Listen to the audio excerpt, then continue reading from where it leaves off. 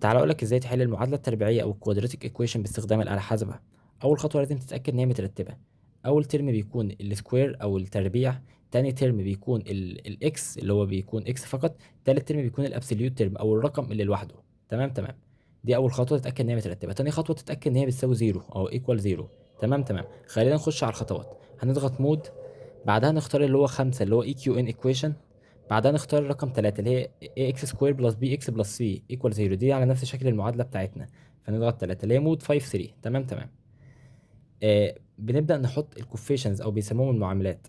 احنا عندنا جنب الاكس سكوير، احنا قلنا نرتب عشان كده اللي جنب الاكس سكوير مفيش حاجه، فاللي هو 1 فبنكتب 1 عشان مفيش حاجه. ممكن يجي لك 2، ممكن يجي لك 3، فاحنا كتبنا 1 خلاص. اللي جنب اكس سكوير ايكوال اللي جنب الاكس هنا نيجاتيف 5 فبنكتب نيجاتيف 5. الابسوليوت ترم هنا لوحده 6 فهنكتب 6 ايكوال. بعد احنا خلاص كده دخلنا 1 نيجاتيف 5 6، نضغط ايكوال، هيطلع لك الاكس الاولى ب 3، اكس 1 ايكوال 3، اكس 2 ايكوال 2. يبقى الاكس ايكوال 2 و 3 اهي، اكس ايكوال 3 والاكس ايكوال 2. وكده نكون حلينا المعادله التربيعيه او الكوادراتيك ايكويشن باستخدام الاله الحاسبه.